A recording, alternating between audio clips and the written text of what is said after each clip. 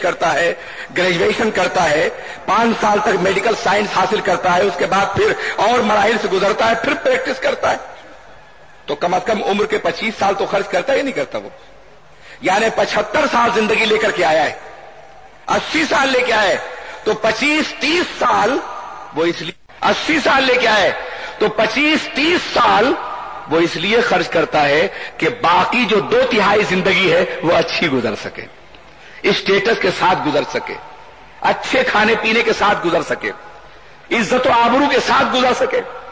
تو آپ اندازہ کرو کہ 2/3 زندگی کو بہتر گزارنے کے لیے 1/3 زندگی, 1/3 زندگی وہ تیاری پہ خرچ کرتا ہے.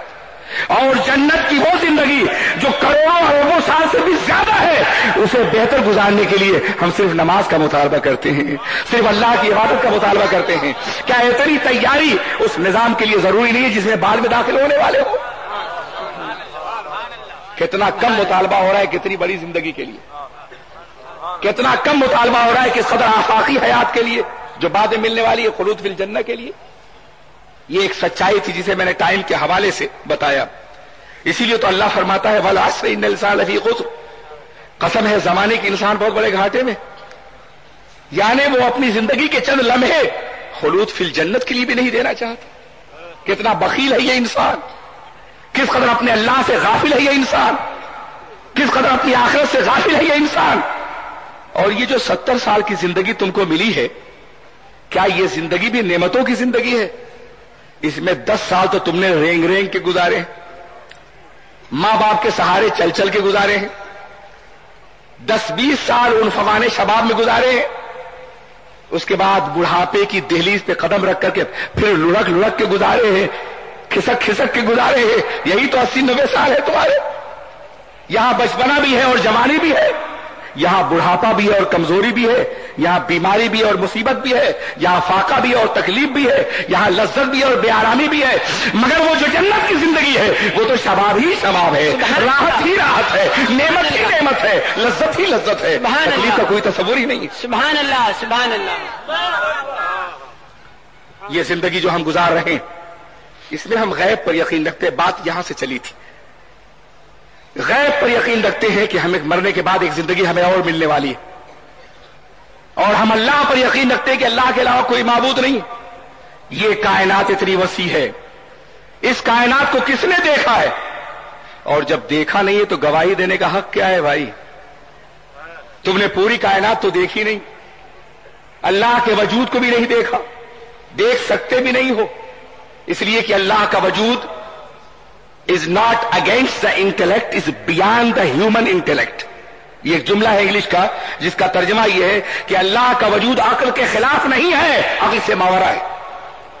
کسی چیز کا ماورا ہونا اور ہے, کسی چیز کا خلاف ہونا اور. لوگ اسے عقل کے خلاف سمجھتے ہیں, ایسا نہیں ہے, یہ عقل سے ماورا ہے. اس لیے کہ انسانی عقل محدود ہے اور اللہ کی ذات لامحدود ہے. شے وجود لامحدود, عقل محدود میں کیسے آ سکتا ہے؟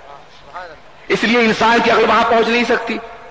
تو تم نے دیکھا بھی نہیں ہے, تم اپنی عقل سے سمجھ بھی نہیں سکتے ہو, اور تم نے اس کائنات کو بھی نہیں دیکھا ہے جس کا وہ خالق ہے, اور پھر بھی کہتے ہو اللہ کے علاوہ کوئی معبود نہیں, اللہ کے علاوہ کوئی معبود نہیں, اللہ کے علاوہ کوئی معبود نہیں.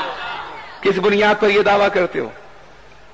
کس بنیاد پر یہ چیلنج کرتے ہو؟ یہ دعویٰ صحیح بھی ہے, الحمدللہ ہم اسی دعوے پہ زندہ رہنا چاہتے ہیں اور اسی دعوے پہ مرنا چاہتے ہیں. سبحان اللہ. مگر یہ تو جو تم گواہی دے رہے ہو, یہ گواہی کہاں سے دے رہے ہو؟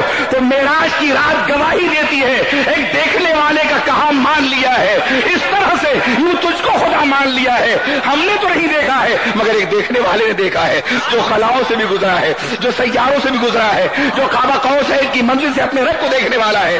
ہم نے تو اس دیکھنے والے کا کہاں مانا ہے. ہماری شہادت براہ راست نہیں ہے بلکہ شہادت الگ شہادت ہے. ہم ایک گواہ حقیقی کے گواہ ہیں. سبحان اللہ, سبحان اللہ.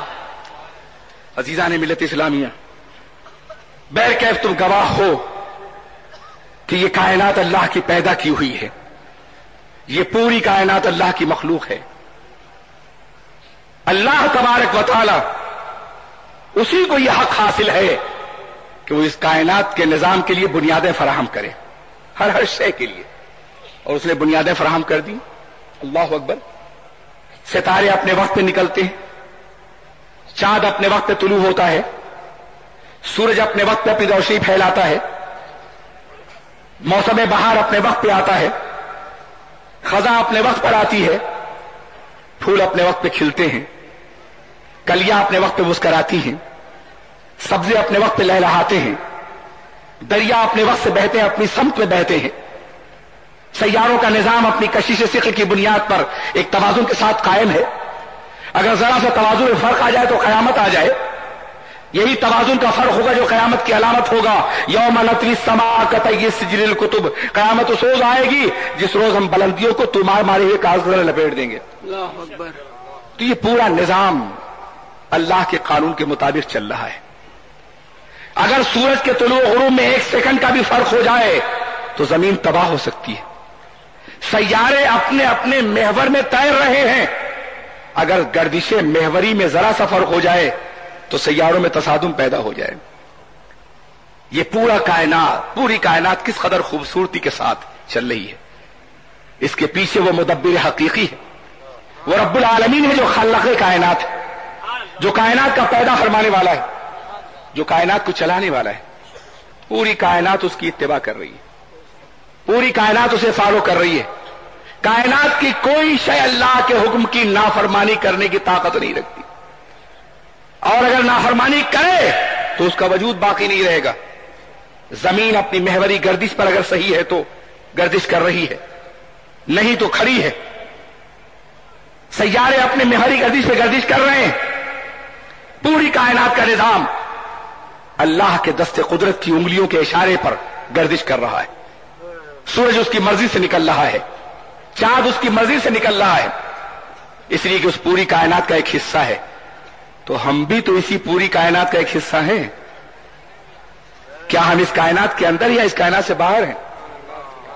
जब हम भी इसी कायनात का एक हिस्सा हैं, तो जिस तरह से पूरी कायनात अल्लाह का कानून मान रही है, हमें भी अल्लाह का कानून मानना चाहिए। बेशक बेशक, सुभान अल्लाह सुभान अल्लाह। और ये कायनात उसी वक्त सालिम रहेगी, हमारा इंसानी माशरा उसी वक्त जिंदा रहेगा जब तक हम अल्लाह का कानून मानेंगे, अल्लाह के अहकामात को मानेंगे। भिवंडी के मुसलमानों, एक बड़ी तल्ख बात कहूं, बुरा तो नहीं मानोगे, बात कहना चाहता हूं। कल तक तुम्हारी खुशहाली के नगमे गाए जाते थे, तुम्हारी दौलत के चर्चे हिंदुस्तान के हर जमीन पर थे, तुम्हारे बारे में कहा जाता था कि तुम घरों में बैठ के सोने बना रहे हो। आज ऐसा क्यों है कि तुम बदहाली के शिकार हो गए हो? आज गुर्बत ने तुम्हारे दरवाजे पे डेरा क्यों डाल लिया है? आज तुम्हारा कारोबार क्यों फेल हो गया है? आज मशीयत तुमसे किस बात का इंतकाम ले रही है? आज तुम्हारे घरों के एहसासे क्यों बिक रहे हैं? आज तुम्हारे बच्चे फाकों की दहलीज पे क्यों पहुंच गए हैं? कभी एक लम्हे के लिए गौर किया? कभी सोचने की कोशिश की? अगर तुम फाका कश हो गए तो बहुत बुरा हाल हो जाएगा। कमोबेश तुम्हारी सनत से वाबस्ता इंसानों की तादाद इस मुल्क में 6 करोड़ से ज्यादा है। अगर 6 करोड़ इंसानों की बदहाली का बोझ भी दूसरी आबादी में पड़ जाए तो हाल क्या होगा? हम तो ये समझते थे चलो तुम खुशहाल हो हम भी खुश हैं, तुम मुतमईन हो हम भी मुतमईन हैं। मेरे अजीजों और मेरे दोस्तों, कैसे हो गया ये सब कुछ? तुम शायद जमाने के ऊपर ये इल्जाम डालो, बाजारों के ऊपर ये इल्जाम डालो, बाहर की सनतों के ऊपर ये इल्जाम डालो, मगर कुछ इल्जाम तुम्हें अपने सर भी कबूल करना होगा, कुछ इल्जाम तुम्हें भी लेना होगा। थोड़ा सा अपने गरीबान में मुंह डाल के सोचना होगा। जब तुम मामूली सी करगा में बैठ करके थोड़ा सा कमाते थे तो अल्लाह की याद ज्यादा करते थे, हलाल हराम का ख्याल ज्यादा था, सईदा ज्यादा करते थे, तुम कपड़ा भी बुनते थे और हाफिजा भी करते थे, कुरान पाक को याद भी करते थे, कलाम इलाही में डूबे रहे। सुभान अल्लाह।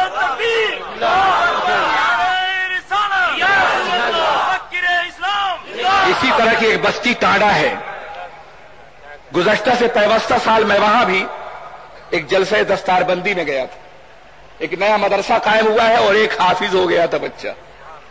उसकी दस्तारबंदी में मुझे बुलाया गया था कि एक बच्चा